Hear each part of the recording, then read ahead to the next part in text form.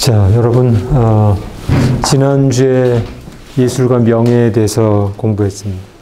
명예욕, 소유욕, 물욕, 재산욕, 명예욕, 계속 그런 얘기를 이제 했습니다만, 그 명예 이상으로 중요한 게 이제 소유죠. 뭔가 우리가 내가 소유한다, 그러므로 존재한다, 뭐 이렇게 말할 수 있을 정도로 우리에게는 누구에게는 이제 물욕, 소유욕이 있습니다. 그래서 오늘은 예술과 소유에 대해서, 그 예술은 당연히 예술가가 소유해야 될 것 같은데 현실은 그렇지 않고, 그러한 그 현실과 우리 그 이상과의 차이에 대해서 보겠습니다. 자, 여러분 그린북이라고 하는 영화를 본 적이 있나요? 그린북이라고 하는 영화를 본 사람? 거의 대부분 공부하느라고 바빠서 영화를 아직 못 봤군요. 요 그린북이라고 하는 영화는 여기 이제 피아노 연주하는 돈 셜리라고 하는 그 아프리카 흑인계 미국 연주가죠. 실제 60년대 굉장히 명성을 떨쳤던 흑인 연주가를 소재로 해서 만든 영화입니다. 그래서 그 돈 셜리라고 하는 아프리카계 흑인 연주가가 이렇게 무대에서는 많은 박수를 받고 그 음악가로 천재적인 음악성을 발휘했다고 해서 많은 칭찬을 받았지만, 무대만 내려오면 그 바로 자기 자신에게 박수를 보냈던 청중과 함께 식사를 할 수 없는 그런 차별, 그런 이제 차별을 이야기하고, 그게 무대에서 박수를 받지만 막상 자기 자신이 속한 흑인들 사이에 가면 또 저 사람은 뭐 백인들한테 박수만 받고 뭐 잘 먹고 잘 사는 놈, 너는 흑인이냐 뭐 그러면서 또 이렇게 따돌림 당하는 그런 그 어떤 정체성의 혼란, 뭐 이런 걸 다루는 아주 재밌는 영화인데요. 그런데 이제 그 영화는 그런 흑인으로서 정체성의 혼란, 말하자면 이 사람을 데리고 다니는 기사는 백인인데 그 백인 운전자는 이 흑인보다도 더 어떻게 보면은 예의도 없고 더 뭐 굉장히 그 아주 상반된 그런 문화 속에서 사는 거죠. 그래서 둘 다 정체성의 혼란을 느끼는 그런 재밌는 영화이기도 하고.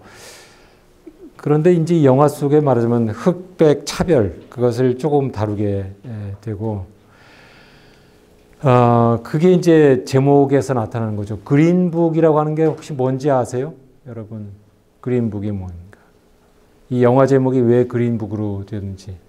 흑백의 차별을 상징적으로 보여주는 용어인데, 나도 사실은 몰랐습니다. 근데 영화를 통해서 비로소 알았는데, 이 그린북이라고 하는 게 60년대에 흑인 말하자면 차별을 상징적으로 보여주는 어떤 책자입니다. 이 그린북 속에 흑인이 갈 수 있는 레스토랑, 호텔, 주유소 등등이 이렇게 리스트로 만들어져 있어가지고 흑인들은 그 곳에만 가야 됩니다. 다른 곳에서는 흑인을 받질 않는 거죠. 그러니까 말하자면 완전히 흑백이 분리되어 있는 거죠. 그래서 이제 그린북, 말하자면 이제 그 동네에 사는 사람들은 알죠. 내가 흑인이면 나는 요 레스토랑밖에 못 가. 백인은 자기들끼리 가는 또 레스토랑이 있고 다 아는데, 이렇게 돈 셜리처럼 여행을 하면서 이렇게 연주를 하려면 어디가 어딘지 모르잖아요. 그 남부 딥 사우스, 막 흑인들이 많은 그런 남부 지역에, 흑인 차별이 심한 남부 지역에 가면 이 그린북이 없으면 이제 봉변을 당할 수가 있는 거죠. 흑인이 만약에 백인 레스토랑에 가면은 봉변을 당하거나 아니면 문전박대를 당하거나. 그래서 이제 그린북이 이제 생겼다는 건데, 이것이야말로 말하자면 미국의 흑백의 차별을 아주 상징적으로 보여주는 책이고, 그래서 이제 영화의 주제와도 맞고, 그래서 아마 이 영화 제목이 그린북으로 된 것 같습니다. 그래서 사실 1863년에 링컨 대통령이 노예를 해방시켰지만, 그러나 무려 150여 년이 지난 후에도 60년대, 1960년대에도 여전히 노예처럼 흑인이, 노예는 해방됐지만 노예처럼 흑인이 살고 있는 그런 현실. 그리고 2년 후에 미국 헌법이 개정돼 가지고 제3차 수정헌법이 이제 노예는 없다. 완전한 그 평등을 헌법에 규정하게 됐지만, 그러나 현실 속에서는 여전히 흑백이 차별받는. 그래서 이 헌법과 현실의 차이, 그리고 노예 해방이라고 하는 정치적 선언과 현실의 차이, 이게 150년이 지난 60년대 딥 사우스, 남부의 남부 지역에 흑인이 많았던 그 지역에는 여전히 존재하고 있다. 이것을 이제 잘 보여준 그런 영화입니다. 그래서 이렇게 흑인 음악가, 흑인 미술가도 그렇겠지만, 이 사람들이 재즈를, 그러니까 이 돈 셜리는 사실은 클래식을 하고 싶었다고 합니다. 그래서 굉장히 어렸을 때부터 음악적인 그 재능이 뛰어나서 클래식 연주를 하고 싶었는데, 도저히 백인들이 장악하고 있는 이 클래식 연주를 할 수 있는 기회가 주어지질 않아가지고 결국은 이제 재즈 피아노 연주로 이제 성공을 하게 됐는데, 그래서 재즈를 연주하지만 흑인이 그 재즈 음악을 그 흑인이 소유하는 게 아니고, 내가 재즈 음악을 했지만 그걸 소유하는 게 아니고 백인들이 소유한다. 그래서 마치 내가 예를 들어서 연주를 하면은 그 음반 회사가, 또는 내가 나이트클럽에서 연주를 하면은 그 클럽 주인이 나를 노예처럼 소유하는 것처럼 음악도 소유한다. 이런 이제 불평을 하는 거죠, 흑인들이. 그래서 나는 노예는 아닌데 내가 내 음악을 소유하지 못하고, 노예는 사람이 아니기 때문에 물건을 소유할 수가 없고, 노예는 물건이기 때문에 오히려 백인의 소유물이잖아요. 그런 것하고 비슷한 그런 이제 비유를 해볼 수 있는 거죠. 노예제도는 없었지만 그 흑인이 자신의 음악을 소유할 수는 없는 그런 신세. 그리고 노예는 없어졌지만 마치 백인이 흑인을 노예처럼 소유하고 그 결과물인 음악을 소유하는 그런 현상.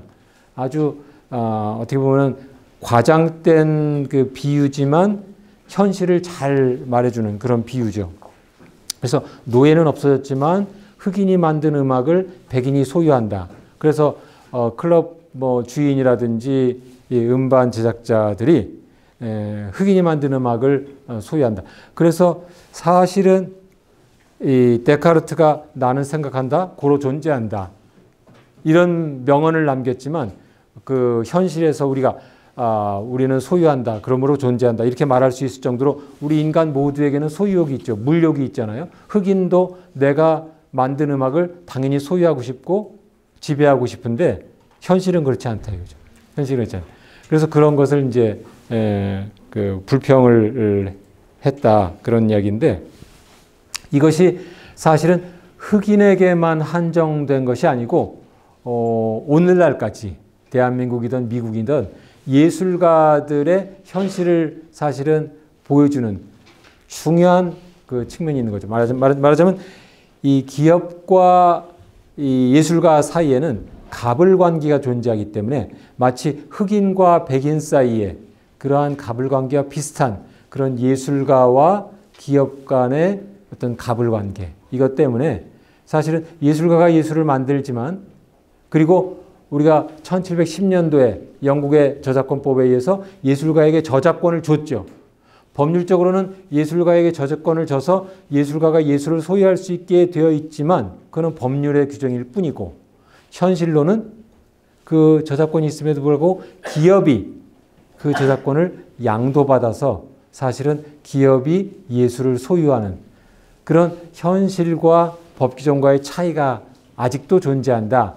이런 이제 이야기를 제가 오늘은 해보겠습니다. 그래서 Who Makes the Rules? 말하자면 재주는 곰이 부리고 돈은 떼놈이 번다 이런 말이 있는데 이 예술계의 현실이 말하자면 기업과 예술가와의 사이의 가불관계 때문에 예술가가 재주를 부리고 아무리 많은 재주를 가지고 천재적인 재능을 가지고 있고 뛰어난 예술 작품을 만들어도 결국 돈은 기업이 버는 그런 이제 현실을 상징적으로 말해주는 것이라고 할 수 있는데 이것이 법률적으로는 예술가에게 저작권을 줘서 예술가가 법률적으로는 예술을 소유할 수 있지만 현실적으로는 그 저작권을 기업이 양도받을 수 있기 때문에 이것도 거래의 자유에서 양도받을 수 있고 매매계약에서 저작권을 양도받으면 그러면 현실적으로는 기업이 예술을 소유하고 기업이 예술가를 지배하게 되는 그런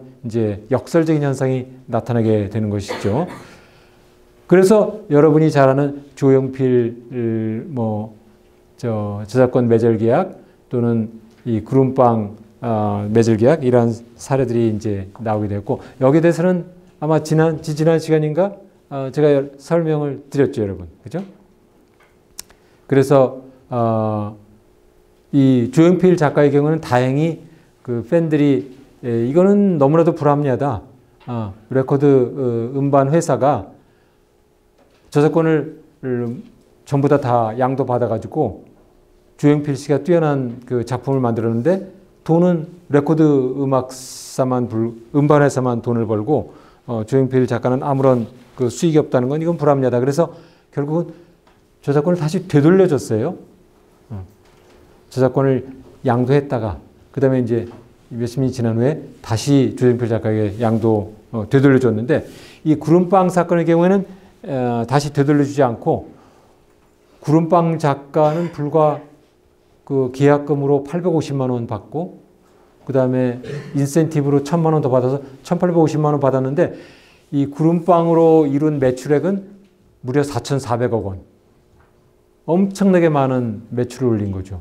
TV 프로그램도 만들고 애니메이션도 만들고 캐릭터 상품도 말고 그리고 스웨덴까지 다 수출을 해가지고 4,400억 원의 매출을 올렸는데 작가는 딸랑 받은 총 금액이 1,850만 원. 너무나도 기가 막힌 그 불균형이죠. 그러니까 뭐 매출액의 10,000분의 1도 못 받은 거죠. 그러니까 이러한 불균형이 왜 생기느냐. 결국은 예술이 예술가의 소유여야 하지만 그러나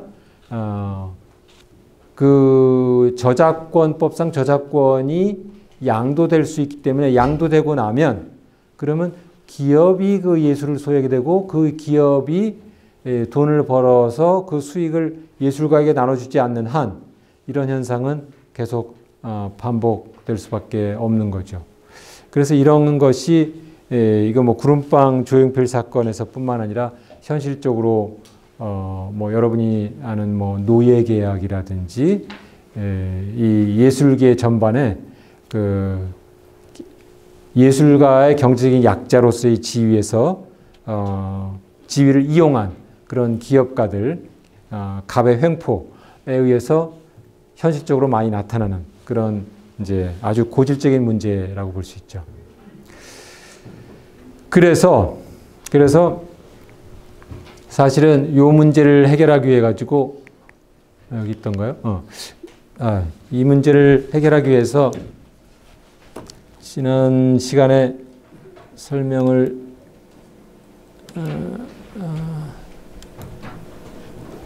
이거 없어져 버렸네. 미안합니다.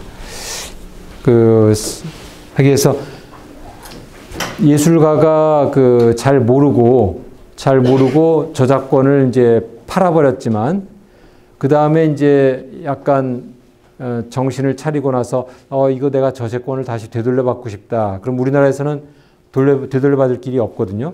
그래서 이 구름빵 사건의 경우에는 그 저작권 양도한 것이 이 구름빵이라고 하는 책, 여기 이제 책 있잖아요. 작가가 원래 책을 만들기로 이렇게 해서 구름빵 책을 만들었는데 사실은 이제 한솔 교육에서 그걸 이제 애니메이션으로 만들고 캐릭터 상품도 말고 수출도 했기 때문에 그 저작권 양도의 범위가 책을 만드는 저작권, 책을 만들기 위한 저작권에 한정되고 저작권을 예를 들어서 애니메이션을 만든다든지 또는 캐릭터 상품을 만든다든지 또는 해외 저작권을 이용하는 것은 양도한 게 없다. 이렇게 좁게 해석을 해서 해결을 하자.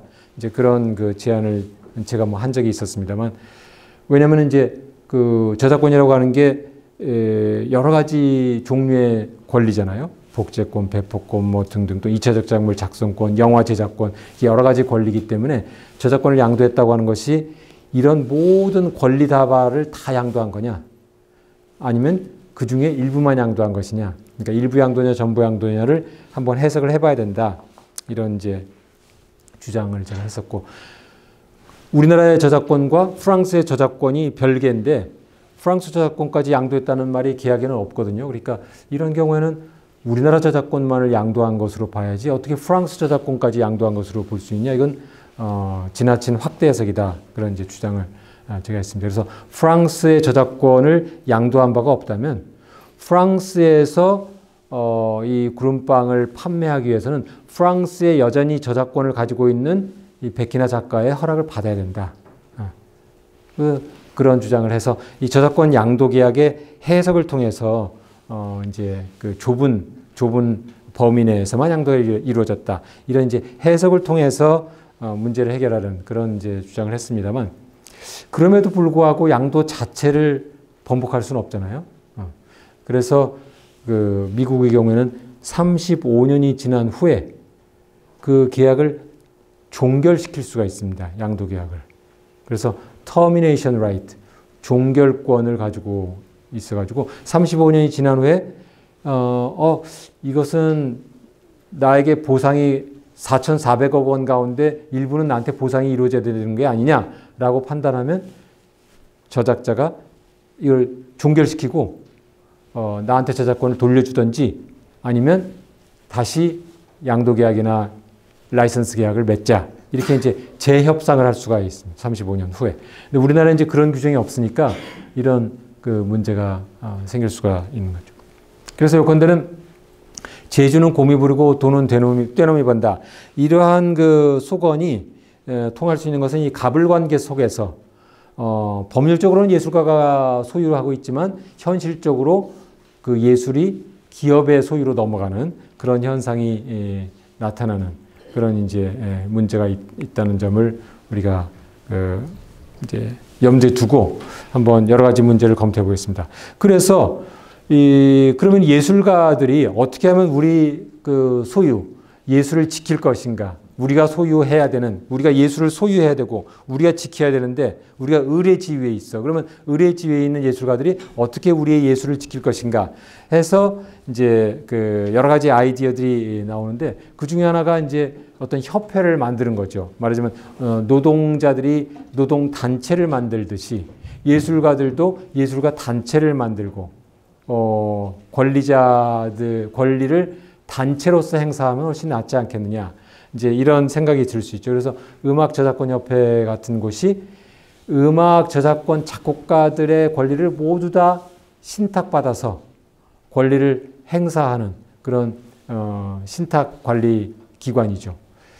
그런데 여기서도 말하자면 진정으로 예술가를 위해서, 음악가 작곡가를 위해서 그 회파가 활동을 해준다면 그러면 가불관계가 회복이 될 수 있을 텐데, 현실로는 여기서도 또 여러 가지 비리도 생기고 또 무능력한 측면도 있고, 그래서 많은 문제점이 제기되고 있습니다. 그래서 예를 들면 여기 이 서태지와 같은 가수 및 작곡가는 내가 작곡을 해서 당신한테 음악저작권협회에 곡을 맡겼는데, 저작권을 맡겼는데 너무나도 내 생각으로는 동떨어지게 성실하게 관리를 안 해줘가지고 내가 너무나도 손해를 많이 본다.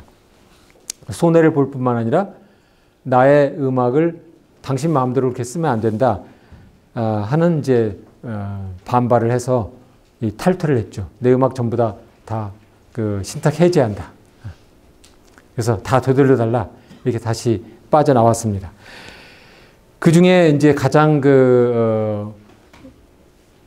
문제가 됐던 계기가 문제가 됐던 사건은 그거죠. 컴백홈이라고 하는 그 노래, 서태지의 노래가 있는데 여러분 컴백홈이라는 노래를 들어봤나요? 들어봤습니까? 그런 그 노래가 이제 패러디의 대상이 됐고 그 패러디 음악이 나오는 것을 이제 이 서태지는 싫어해서 작가가 패러디를 원하지 않을 경우에 패러디를 금지할 수 있느냐, 이것은 이제 예술계에서 또다시 논의를 해봐야 될 문제죠. 내가 내 음악이나 미술 작품에 대해서 패러디를 금지할 수 있느냐. 패러디 금지할 수 없죠. 그죠? 패러디도 자유고, 다른 사람이 내 음악이나 미술 작품을 패러디하면 뭐 어쩔 수 없는 거죠. 예술의 자유, 표현의 자유에 의해서 패러디가 생길 수 있는 것이고, 예술가가 아무리 내가 내 예술을 소유한다고 해서 패러디를 금지시킬 수는 없잖아요. 그러나 저작권 법에 의해서 저작권자가 저 패러디가 만일에 저작권의 침해라면, 저작권의 침해에 해당되지 않는 창작으로서의 패러디는 막을 수 없겠지만, 저작권의 침해에 해당되는 패러디가 있으면 그거는 막을 수 있다, 금지시킬 수 있다고 하는 게 저작권법의 규정인데, 바로 서태지는 그걸 지적한 거죠. 말하자면 음악저작권협회가 내 저작권을 신탁받아서 관리한다면 컴백홈에 대한 패러디가 만일에 저작권 침해라고 한다면 그 저작권 침해를 막았어야 되는데, 그거를 막지 않고 그냥 이거 뭐 그냥 말하자면 서태지 생각에는 무능력하게 그냥 뭐 패러디든 말든 그냥 뭐 관리를 별로 안 한다. 거기에 이제 불만을 가지고 탈퇴한 것이죠. 그러니까 서태지가 패러디를 막으려고 했던 것이 잘했느냐 못했느냐, 이것은 음악계에서 논란의 대상이 될 것이고, 저는 잘 모르겠어요. 그 정답을 잘 모르겠는데, 그러나 확실한 것은 만일에 저작권의 침해라고 한다면, 그렇다면 한국음악저작권협회가 그 저작권 침해에 해당되는 패러디는 막았어야 되는 거죠. 그죠? 막거나 또는 그러한 저작권 침해에 해당되는 패러디를 할 수 있는 음악의 이용을 사전에 허락을 해서는 안 되는 거죠. 근데 그런 것을 하지 않고 무책임하게, 무능력하게, 말하자면 관리를 성실하게 하지 않았다. 이런 점을 지적한 것이고, 그 점은 굉장히 상당한 설득력이 있는 것이죠. 그래서 이제 그 영미의 아주 과격한 그 학자들은 이게 마치 동물농장 같다, 이런 비유를 하기도 하죠. 그러니까 우리가 조지 오웰의 동물농장에서 본 것처럼 돼지, 소, 말 이런 동물들이 인간에 의해서 학대를 받고 막 노동에 시달리지만 그 노동의 결과물은 인간이 다 뺏어가잖아요. 돼지가 뭐 새끼 나면 그 돼지 팔아다가 인간이 돈 벌고, 소가 우유 만들어 놓으면 사람들이 우유 팔아가지고 사람들이 돈 벌고, 열심히 그 소가 농사 지어 놓으면 농산물들은 다 인간이 가져가고, 계속 동물들은 이제 학대받고 노동만 한다. 그러니까 이제 동물들이 폭동을 일으켜가지고 인간을 쫓아내고, 동물의 농장을 동물들이 이제 지배를 하지만, 그러나 최종적으로는 그 혁명을 일으킨 동물이 다시 그 다른 동물들을 지배하는, 그죠? 동료 동물들을 지배해서 인간이 지배했던 때보다 더 포악한 그런 지배를 해서 이제 동물농장이 말하자면 권력을 가진 자가 독재를 하고 포악하게 되는 그런 그 현상, 말하자면 스탈린의 공산주의를 이제 비난한 그런 이제 메시지를 던져줬는데,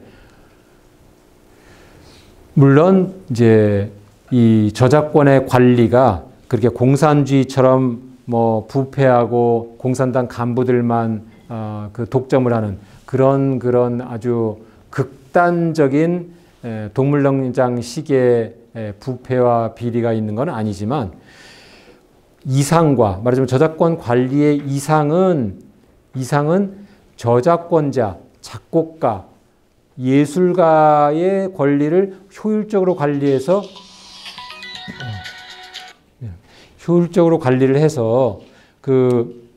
미안합니다. 이게 효율적으로 관리해서 예술가의 수익을 극대화하자. 그게 그 저작권 관리의 핵심이죠. 이상이죠.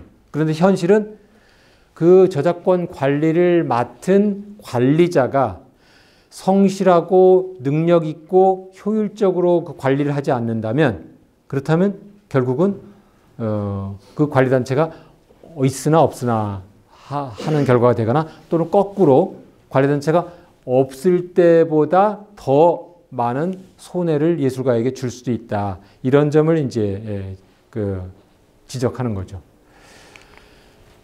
그 다음에 이제 저작 예술가가 예술을 소유하고 소유한다, 고로 존재한다. 예술가가 이론적으로는 예술을 소유해야 되고 저작권이 예술의 소유를 가능하게 해줬지만, 그때 소유라고 하는 것은 저작권법이 허용한 소유는 표현에 대한 소유입니다. 그래서 표현에 대한 소유이기 때문에 보세요. 이 책을 이제 제가 썼잖아요. 그러면 예술가가 예술을 소유하듯이 저작권법에 의해서 예술을 소유하는데, 이 책에 대한 소유는 결국은 저작권은 표현이기 때문에 이 책을 저작자가 소유한다고 하는 것은 표현을 소유하는 거죠. 저작권법은 표현을 보호하기 때문에 표현을 소유합니다. 그래서 이 속에 지적재산권법, 지식재산권법, 저작권법, 특허법에 대한 설명, 그 팩트, 지식, 아이디어 그 자체는 다른 사람도, 여러분도 똑같은 그 아이디어로 책을 또 쓸 수가 있는 거죠. 그죠?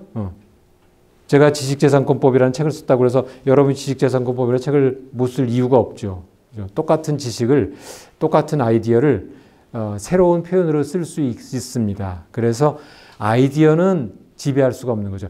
다시 말해서 저작권법이 허용한 소유는 표현에 대한 소유죠. 표현에 대해서 내가 예술가가 지배할 수 있게 권리를 부여한 것이죠. 그래서 아이디어는 저작권법이 아무에게도 소유를 허용하지 않고 자유롭게 쓸 수 있다. 그래서 아이디어가 자유롭게 떠돌아다니고 공유되고 그래야 민주주의가 발전할 수 있기 때문에 이제 아이디어는 자유롭게 쓸 수 있는 것인데, 그러면 아이디어는 내가 만들어도 다른 사람이 뺏어가도 되느냐? 이제 이런 문제가 있을 수 있죠. 그래서 예술가가 예술을 만들 때 진짜 멋진 표현을 한다. 그것만이 예술가의 그 소유의 대상이 되느냐? 아니면 예술가의 그 영감, 예술가의 아이디어, 예술가의 사상에 대해서도 뭔가 예술가가 소유할 수 있게 해야 되는 것이 아니냐? 이런 이제 논란이 있을 수가 있겠죠. 그것이 바로 아이디어는 누구의 소유냐 하는 문제입니다. 그래서 예를 들면 이제 셰익스피어의 그 소설에서 로미오와 줄리엣이 남녀간의 사랑을 다뤘습니다. 그러면 그 소설이 로미오와 줄리엣은 지금까지도 사랑받는 그런 작품이고, 그런데 내가 로미오와 줄리엣과 똑같은 작품을 쓰면 그거는 저작권 침해가 됐죠.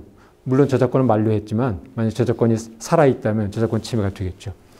그런데 그 로미오와 줄리엣이 유명해진 이유는 그 남녀는 사랑하지만, 그 청춘 남녀는 사랑하지만 종교가 다르고, 그 다음에 부모 간의 경제적인 신분이 다르고, 그래서 이 종교와 신분, 경제적인 지위가 다른 남녀 집안의 갈등으로 인해서 그 사랑하는 남녀가 결국 그 사랑에 성공할 수 없는, 또는 그 사이에서 일어나는 갈등, 이런 거를 아주 멋지게 표현을 했기 때문에 이제 유명한 작품이죠. 그죠? 제 말이, 제가 설명한 게 맞죠? 그러면 그 작품에 나오는 그런 남녀 간의 갈등인데, 이 남녀 간의 사랑이 부모 간의 갈등으로 인해서 이루어질 수 없는 사랑. 이런 그 줄거리 또는 아이디어를 셰익스피어가 소유해야 되느냐 하는 문제죠. 저작권법은 그렇게 할 수 없다라는 거예요. 그런 아이디어는 누구나 이용할 수 있다. 그래서 우리 드라마를 보거나 뭐 미국의 영화를 보거나 뭐 보면은 그런 아이디어 스토리는 계속 반복되죠. 누구나 다 이용할 수 있습니다. 어느 소설에나 어느 영화에서나 그런 소재가 이용되는 경우가 많고 그건 자유롭게 이용할 수 있다. 그러니까 아이디어는 누구든지 이용할 수 있어야 되는데 문제는 그 아이디어가 새로운 것이고 그 아이디어가 이 세상에 아직 알려지지 않은 그런 아이디어일 경우에는 마치 특허법이 새로운 발명, 이 세상에 존재하지 않던 새로운 아이디어, 기술적 사상이죠. 기술적 아이디어를 만들었을 때 특허법이 보호하듯이 이 예술계에서도 이 세상에 존재하지 않던 새로운 아이디어를 냈을 때 그리고 이 세상에 알려지지 않았을 때 그 아이디어를 낸 예술가의 아이디어도 어느 정도 보호할 필요가 있지 않느냐. 과학자, 기술자들의 발명이 특허법에 의해서 보호되듯이 예술가의 아이디어도 보호할 필요가 있지 않느냐. 그러한 이제 반론이죠. 그런 반론이고 그런 논의입니다. 그게 이제 이 선덕여왕 사건에서 나타났는데 이거는 이제 지난 시간에 제가 여러분에게 설명을 했습니다만 고등법원까지는 저작권 침해다 이렇게 판단이 됐지만 대법원에서 좀 석연치 않은 이유로 저작권 침해가 아니다, 표절이 아니다 이렇게 판단이 됐습니다. 그래서 저작권 침해에 관해서도 논란이 있지만 더 중요한 것은 사실은 아이디어를 베꼈다고 하는 게 더 중요한 이제 측면이죠. 다시 말해서 저작권 침해 여부를 떠나서 이 선덕여왕이 무궁화의 여왕에만 나오는 그 아이디어, 다시 말하면 신라의 덕만공주가 타클라마칸 사막까지 쫓겨가서 거기서 고생을 하면서 아랍에서 온 서역 상인들을 만나서 뭐 여러 가지 그 아랍에 발전된 그 서역에 발전된 어떤 천문 그 지식이라든지 합리적인 생각을 배워가지고 아주 훌륭한 선덕여왕이 된다. 이런 아이디어. 아니 신라 시대 공주님이 어떻게 타클라마칸 사막까지 갑니까? 이거 말이 안 되죠. 역사에 나오지 않는 아주 황당무계한 그런 픽션인데 그 픽션을 만든 아이디어, 타클라마칸 사막까지 쫓겨간다고 하는 그 아이디어, 주제, 줄거리 이런 것은 그 무궁화의 여왕 작가가 만들어낸 새로운 아이디어고 그 황당무계한 아이디어죠. 이것을 그 누구에게도 알려지지 않았는데 바로 IHQ를 통해서 MBC에게만 전달한 그런 아이디어를 MBC가 이용했다면 이건 저작권 침해는 아닐지라도 말하자면 로미오와 줄리엣의 남녀 간의 사랑과 부모 간의 갈등 이런 아이디어처럼 저작권 침해는 아니라 할지라도 이 아이디어를 훔쳐간 거죠. 기업이 아이디어를 훔쳐갔으면 거기에 대해서 책임을 져야 되지 않느냐. 그 책임을 지는 것은 바로 부정경쟁방지법이 있고 그 민법상 불법행위로서 그런 책임을 물을 수가 있어야 되지 않느냐 하는 거죠. 그 다음에 여기 덕만과 미실의 대립도 그렇죠. 여기 이제 두 여인이 이렇게 대결을 한단 말이죠. 두 여인이 대결한다는 스토리는 많이 나오죠.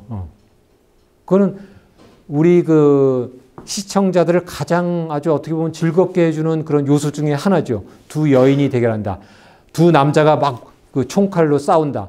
이런 거는 반복되는 아이디어고 어디에나 나오는 아이디어지만 여기 선덕여왕에서 더 재미있는 것은 미실은 말하자면 그 색을 바쳐서 자기의 미모를 바쳐서 권력을 잡은 권력자고 야사에 이제 덕만공주는 그 왕실의 공주님이죠. 이미 권력을 후계할 후계 구도상 권력을 잡을 사람이고 미실은 이미 권력을 잡은 자기 신의 색을 바쳐서 권력을 잡은 그 사람이지만 그 야사에만 나오는 사람인데 결국은 왕이 될 수 없는 그런 사람이죠.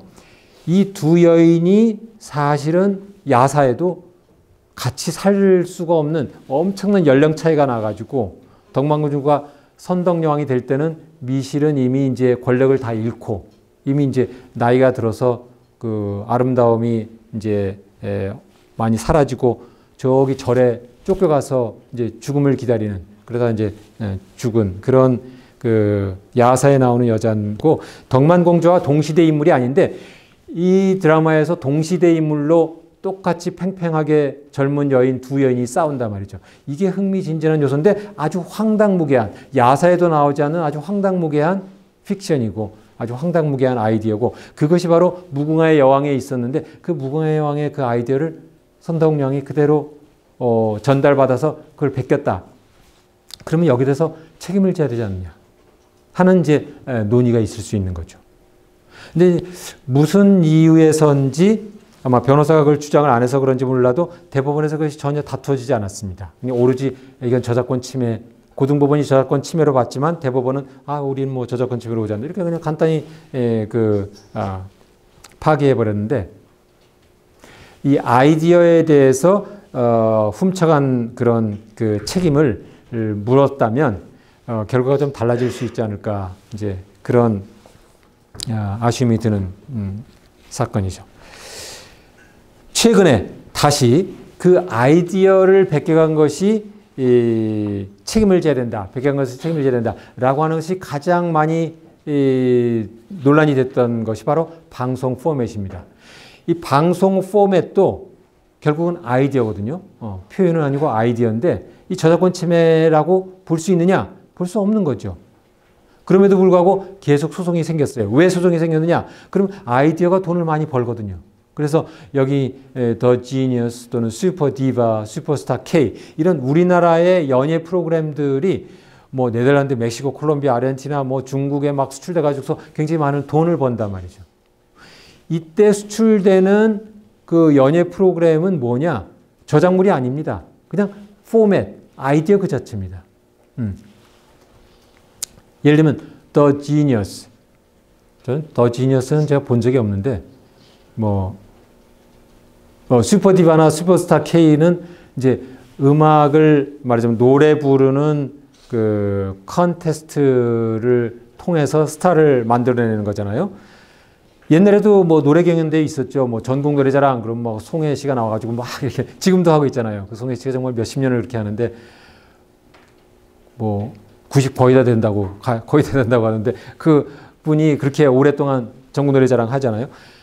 이런 그 노래 경연대회는 다 있는데 슈퍼디바나 슈퍼스타 K 우리나라에서 만든 이 노래 경연대회는 아주 독특한 아이디어잖아요. 그러니까 젊은 사람들이 굉장히 많은 이제 흥미를 갖고 보게 됐고, 그래서 어떻게 보면은 대중음악의 스타도 탄생시키고 이 프로그램도 성공을 했고, 바로 그 아이디어가 그 방송 포맷의 아이디어가 수출이 된 거죠. 이런 외국에 수출돼서 많은 돈을 벌었는데, 그럼 이 아이디어는 그 법적으로 보호받을 수 있는 겁니까? 저작권법에서 보호받을 수 없는 거죠. 로미오와 줄리엣에 관한 아이디어처럼 보호받을 수 없는 겁니다. 그런데 그 아이디어는 저작권법에서 보호받을 수 없지만 아까 선덕여왕 사건에서 말한 것처럼 그 아이디어가 새로운 것이고, 그 아이디어가 다른 사람에게 알려지지 않은 상태에서 다른 사람에게 알려진 상태에서 그것을 몰래 훔쳐간다면, 그러면은 남의 집에 가서 물건을 훔쳐가는 강도와 다를 게 없죠. 그래서 이게 불법행위다 라고 말할 수 있는 이제 단서가 생기기 시작하는 거죠. 바로 그 점에서 이제 아이디어의 보호, 방송 포맷의 보호를 생각해 볼 수가 있지 않느냐 하는 이제 논의인 것입니다. 그런데 그거보다 한 걸음 더 나아가지고 이 우리나라 이제 짝이라고 하는 그 프로그램을 둘러싼 그 이제 논쟁을 보면 아주 더 극단적인 형태로 나가고 있다는 것을 알 수가 있습니다. 아주 재미있는 그 논쟁이 붙었습니다. 여러분 짝이라고 하는 방송을 한번 본 적이 있나요? 그 짝이라고 하는 것은 이제 짝꿍을 찾는 거죠. 이제 남녀간의 짝을 찾는 프로그램인데, 뭐 짝을 찾는 거야 뭐 많이 있을 수 있는 아주 평범한 아이디어지만, 이 SBS의 짝이라고 하는 프로그램은 그걸 아주 너무나도 재미있게 만들었어요. 그래서 뭐 여기 보면은 이제 그 남녀간의 뭐 1호 뭐 남자 뭐 1호 여자 뭐 이렇게 해서 그 1, 2, 3, 4 이렇게 번호를 붙이잖아요. 번호.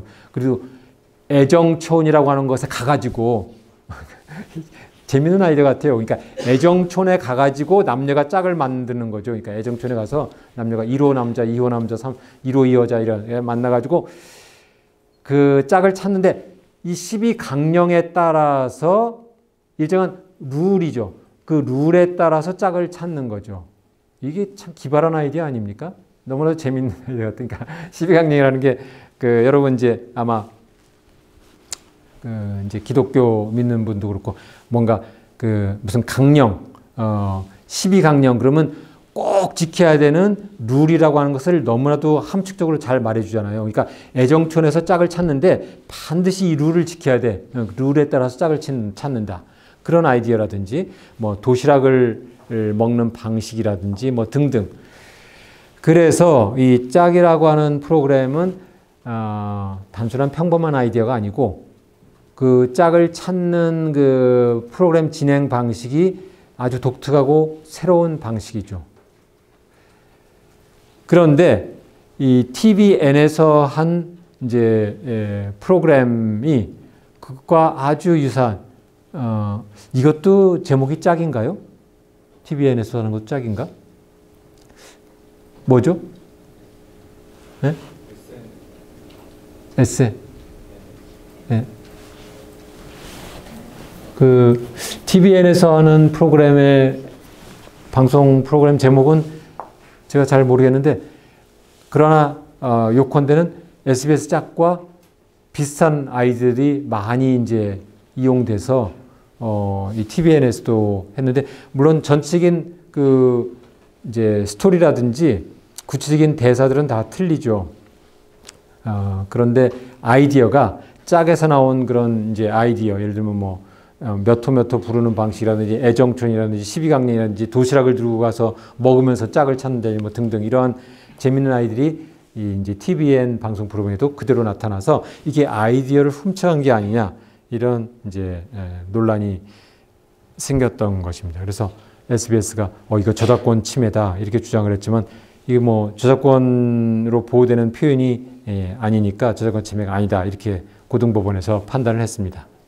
그런데 이것이 대법원이 가가지고 대법원에 가서 그 아이디어는 저작권법의 보호를 받을 수 없지만 그러나 이것이 부정경쟁 행위다 말하자면 불법 행위다 라고 판단을 했으면 좋았을 텐데 대법원이 여기서 한 걸음 더 나가가지고 여기에 나오는 그런 그 여러 가지 이 프로그램의 소재, 프로그램에 그 등장하는 무대 배경, 그 뭐 또는 도시락이라든지 이런 소품 이런 것들의 조합이 선택과 배열이 창작성이 있으면 이거는 저작권법의 보호를 받는다. 이렇게 상당히 극단적인 그 견해를 취했습니다. 그러니까 대법원이 취한 것이 상당히 이제 기존의 저작권법 이론에 좀 외연을 넓혔다고 할까요? 나쁘게 말하면 좀 극단적인 형태로 이 저작권의 보호 대상을 넓힌 것인데 그 원래 예를 들면 사전 같은 경우에 이 사전 같은 경우에 그 단어 하나하나 보면은 저작물이라고 말할 수 없지만 전체적으로 그 사전에 나오는 소재의 선택 배열이 창작성이 있다. 그러면은 그 이제 편집 저작물로 보호를 받을 수 있다. 소재의 선택과 배열의 창작성이면 있으면 이제 편집 저작물로 보호를 받을 수 있는데 우리 대법원은 이 방송 포맷이 편집 저작물처럼 보호받을 수 있다 이렇게 본 겁니다. 그러니까 상당히 그 편집 저작물의 개념을 이렇게 넓혔다고 볼 수가 있지 않느냐, 너무나 넓힌 것이 아니냐 이런 그 문제점이 이제 지적될 수 있는 대목이죠. 그래서 예를 들면 사전 같은 경우 그 단어 하나는 그냥 팩트고 단어에 대한 설명은 팩트인데 그것을 모아서 선택 배열의 창작성이 있으면 편집 저작물로 보호를 한다. 그래서 내가 사전을 똑같이 만들어도 그 단어 하나하나에 대해서는 보호를 할 수가 없는 건데 그 전체가 똑같은 단어를 똑같은 방식으로 이렇게 정리를 했으면 그건 편집 저작물의 저작권 침해다 이렇게 보는 겁니다. 그러면 여기서 나오는 예를 들면 애정천과 뭐 도시락 뭐 이런 것들의 그 소재, 부품, 뭐 소품이라든지 무대 배경 이런 것들이 편집 저작물이라고 한다면 그것을 그대로 선택 배열에 창작성이 있기 때문에 그것을 그대로 베껴서 저작권을 침해한 것이다.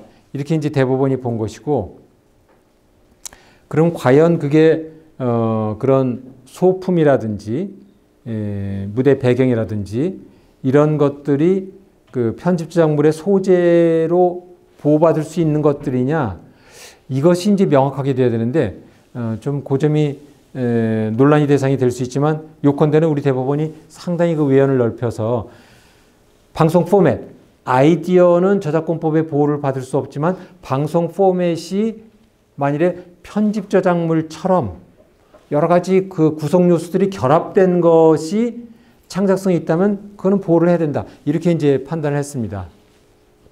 그래서 요컨대는 방송 포맷이라고 하는 아이디어도 아주 그 조금 특이한 방식이지만 간접적으로 보호받을 수 있다. 아이디어가 이런 그 방식으로 보호받을 수 있다고 하는 것을 보여준 그런 선례가 되었는데, 그렇다면 이제 이런 슈퍼스타 디바 이런 것도 마찬가지냐 이런 논란이 앞으로 이 우리 방송업계에서 아이디어가 중요하기 때문에 그런 것을 이제 주장할 수가 있겠죠.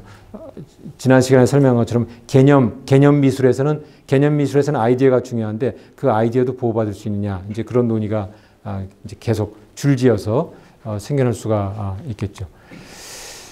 그 다음에 이제 마지막으로 그 예술의 소유, 예술은 예술가가 소유해야 되는데, 그러나 예술을 예술가가 소유하는 것이 이상이지만 예술가가 소유하는 것은, 말하자면 우리가 이제 책에 대해서 그 작가가 소유하는 것은 이 표현이죠. 그러나 이 물건 자체는 예술가가 소유하는 게 아니죠. 이 물건은 소유권자가 소유를 하는 거죠. 그래서 이 책을 산 사람이 이 책을 소유하는 것이고, 예술가가 소유하는 것, 작가가 소유하는 것은 그 물건 속에 나오는 표현만을 예술가가 소유하는 거죠. 그런데 그 소유권과 이 예술가가 소유하는 저작권이 충돌할 때, 저작권과 소유권이 충돌할 때는 그러면 예술가가 그 예술을 어떤 식으로 어느 한도에서 소유할 수 있느냐 하는 문제가 생기는 거죠. 예술가는 저작권을 통해서 소유를 하는데 실제 물건에 대한 소유권과 충돌할 때는 그 예술가가 가지는 소유권으로서의 저작권이 이게 완전한 건지 아니면 제한을 받는 건지, 그것이 저작권과 소유권의 충돌입니다. 그것을 잘 보여준 사건이 도라산 벽화 사건입니다. 이 도라산 왼쪽에 도라산 벽화들이 이 이 벽화가 전부 다 그런 건지 아닌지 모르겠는데 이 작가가 그린 벽화가 도라산 역에 벽화로서 이제 그려졌습니다. 설치됐습니다. 그려서 설치를 했죠. 벽화로서 설치를 했는데 이 그림을 이제 본 그 도라산역 지하철 이용 승객들이 어떤 사람은 이거 무슨 메시지인지 알 것 같다 그런 사람도 있지만, 어떤 상당수의 이제 이용자들은 이거 무슨 메시지인지도 잘 모르겠고 너무 좀 무섭기도 하고 좀 암울하기도 하고 이거 이런 걸 왜 꼭 여기다 걸어놔가지고 내가 맨날 출퇴근할 때 봐야 되느냐, 이건 좀 이상하다. 왜 내가 이걸 그림을 꼭 봐야 되느냐. 그러니까 이제 항의를 해서 결국 도라산 벽화가 철거가 됐습니다. 철거가 되니까 이 작가가 이 그림은 내가 소유하는, 예술가가 소유하는 그 그림이고 이 그림에 대해서 저작권을 가지고 있는데 왜 저작권자의 허락 없이 철거하느냐. 그러니까 이제 도라산역에서는 그림 샀다. 그러니까 소유권은 내가 가지고 있는 것이고 소유권자가 내 물건을 내 마음대로 폐기 처분하는 것은 소유권자의 자유가 아니냐. 맞는 말이죠. 책을 독자가 사가지고 이 책을 독자가 읽든지 책을 읽든지 아니면 화장실에 가서 휴지를 쓰든지 그 무슨 상관입니까? 그죠? 작가가 뭐 개입할 일이 아니죠. 왜냐하면 소유권자는 그 물건을 배타적으로 사용 수익 처분할 수 있는 소유권을 가지고 있기 때문에 그걸 저작권자도 간섭할 수 없는 거죠.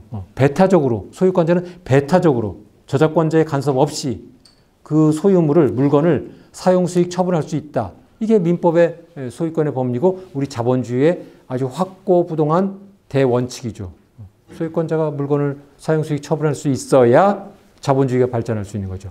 그런데 저작권법은 예술가에게 그 예술에 대한 소유를 허용하기 위해서 저작권을 부여했단 말이죠. 그 저작권은 그 예술 작품에 대한 소유인데 예술 작품에 대한 소유는 표현에 대한 소유입니다. 여기서 이제 충돌이 생기는 거죠.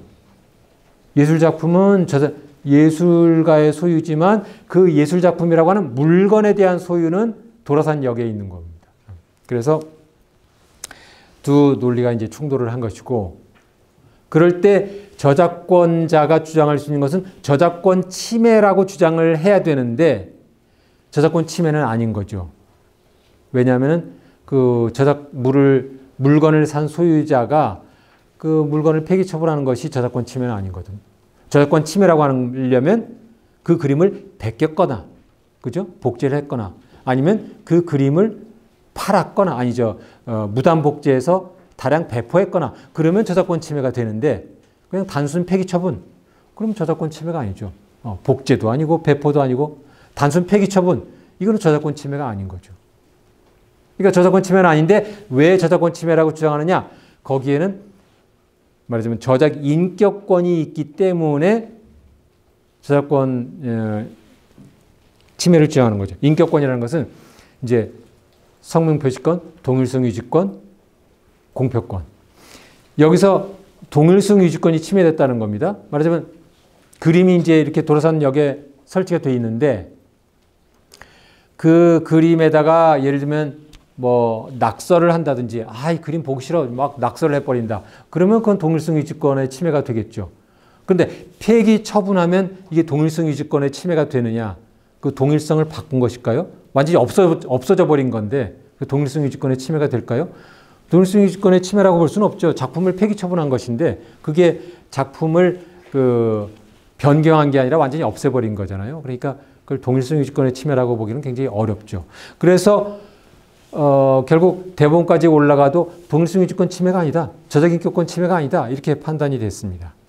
그럼에도 불구하고 끝까지 대법원에서 가서 승소를 했습니다. 작가가. 어떤 논리로 승소했느냐. 이 논리가 아주 재미있는데 제가 지난 시간에 그 그래피티 사건을 여러분한테 설명할 때 약간 이야기를 했습니다만 그래피티의 경우에는 거기에 대해서 건물 소유자가 뉴욕의 그 건물 소유자가 허락을 했기 때문에 그것을 철거해서는 안 되는 어떤 계약 관계가 존재한다고 볼 수 있고 그런 특수한 사정이 있지만 이 경우에는 그 그림을 샀고 그 그림을 설치한 역에서 폐기 처분한 것에 불과하기 때문에 인격권의 침해를 주장하기 굉장히 어려운 사안이죠. 그럼에도 불구하고 대법원에서는 뭐라고 판단을 했냐면은 대법원에서 원고가 승소한 한 가지 근거는 저작인권의 침해는 아니지만 예술가가 이 그림이 뭐 3년도 안 돼서 철거가 됐대요. 그러니까 3년도 안 돼서 철거되기 때문에 너무나도 마음에 큰 상처를 받았어. 그래서 그 예술가가 가지는 인격적 이익을 침해했다 이런 겁니다. 그래서 인격적 이익을 침해했다. 아니 3년도 안 돼서 철거하면 인격적 이익이 침해되느냐 하는 건데요. 그래서 인격적 이익이 뭘까요? 물론 자존심 상하죠, 작가는. 그러면 자존심을 보호하기 위해서 인격적인 이익으로 보호할 가치가 있느냐를 따져야 되는 거죠. 내가 자존심 상하는 일이 살다 보면 아침에 깨어나서 저녁에 잠자리에 들기 전까지 얼마나 많습니까? 자존심 상하는 일이 엄청나게 많죠. 아침에 차 탈 때부터 집에 들어가서 아파트에 들어갈 때까지 자존심 상하는 일이 얼마나 많이 생깁니까? 그러나 참고 사는 거죠, 사람들이. 왜? 자존심 상하는 것을 법이 구제할 수 없고, 다 구제할 수는 없고, 다 구제해서도 안 되는 거죠. 왜냐하면 내가 자존심 상하지만 상대방에 또 정당한 권리가 있을 수 있고 하기 때문에 나의 자존심이라고 하는 감정을 법이 보호해 줘야 될 의무도 없고 그렇게 해서는 안 되는 거거든요. 안 되는 거잖아요. 그런데 이 사건에서는 왜 그러면 이 작가의 자존심과 인격적인 이익을 보호해야 되느냐라는 거죠. 무수히 많은 작가들이 자기가 만든 작품들이 쓰레기통에 들어가는 그런 슬픔을 다 맛보죠. 그러면 왜 이 작가만 자기 작품이 쓰레기통에 들어가는 것에 대해서 법적으로 보호를 받아야 될까요? 무수히 많은 작가들이 자기 작품이 쓰레기통에 들어갑니다. 실제로. 들어가죠? 들어가는 것을 보죠. 휴지통에 자기 작품이 들어가 있어. 구겨져서 들어가 있어. 자존심이 얼마나 상해. 그렇다고 다 법적으로 보호해 줍니까? 안 그렇죠. 왜 이 작가는 보호를 받아야 되죠? 왜 보호를 받아야 됩니까? 대법원이 아무런 설명을 하지 않았습니다. 저는 이게 이제 커다란 문제점이라고 생각하는데, 여론의 시민단체 주장에 상당히 대법원이 영향을 받은 것이 아니냐.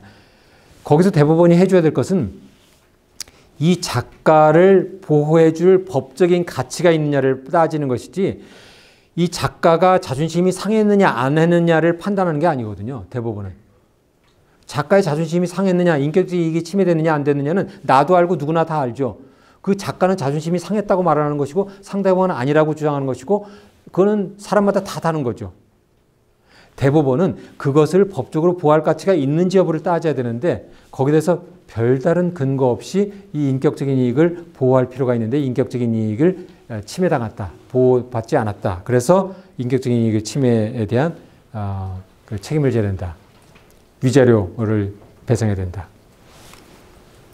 거기에 이제 상당한 그 허점이 있는 판결이고, 그러나 이제 결론에 있어서는 그것만 하면 대법원이 많은 비난을 받을 수 있기 때문에 결론에 있어서는 이 철거하는 과정에 아마 그런 공공미술 설치에 관한 무슨 규정 같은 데 보면은 이거를 철거할 때 일정한 절차를 밟아서 철거해야 되는데, 그 절차를 위반했기 때문에 절차 위반이라고 하는 그러한 그 공무원의 법령 위반이 있기 때문에 절차 위반으로 인한 그런 국가 배상을 해야 된다라고 인정을 했습니다. 그래서 국가 배상 책임을 인정했는데, 그 절차 위반이 뭔지는 제가 잘 모르겠지만 절차 위반이 맞다면, 그렇다면 그거는 국가 배상의 대상이 될 수가 있겠죠. 손해배상을 해야 되겠죠. 그러나 그러지 않고 작가의 자존심을 상했기 때문에 거기에 대해서 국가가 배상을 해야 된다라고 한다면 대한민국 존재할 수가 없습니다. 무수히 많은 그런 공공미술을 설치하고 폐기하고 해야 되는데, 거기에 대해서 작가의 자존심을 상했다고 해서 전부 다 배상을 해야 된다라고 한다면 공무원들이 일을 할 수가 없겠죠. 공무원들이 그걸 설치하기도 어렵고 폐기하기도 어렵겠죠.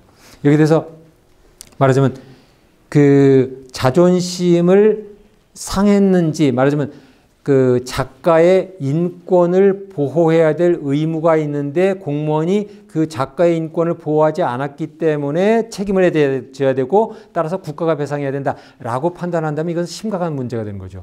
만약에 그렇게 하게 되면은 앞으로 공무원들이 일을 할 수가 없게 되는 거죠.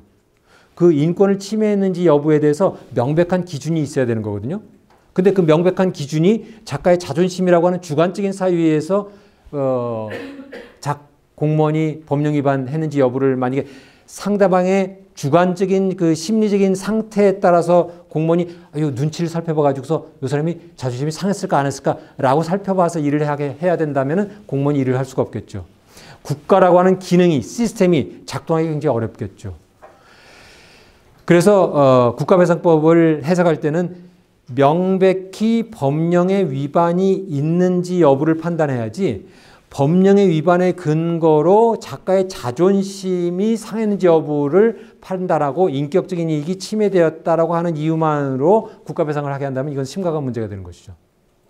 그래서 절차 위반이라고 하는 것을 근거로 해서 국가배상을 인정한다면 그건 오케이. 그러나 절차 위반 이외에 살짝 추가로 양념으로 인격적인 이익도 침해됐어 라고 판단하는 것은 이게 사실은 군더더기에 불과한 것 같기도 하고 절차 위반이 미약하기 때문에 군더더기를 붙여겼다고 한다면 더더욱 문제가 되는 거죠. 그렇지 않겠습니까?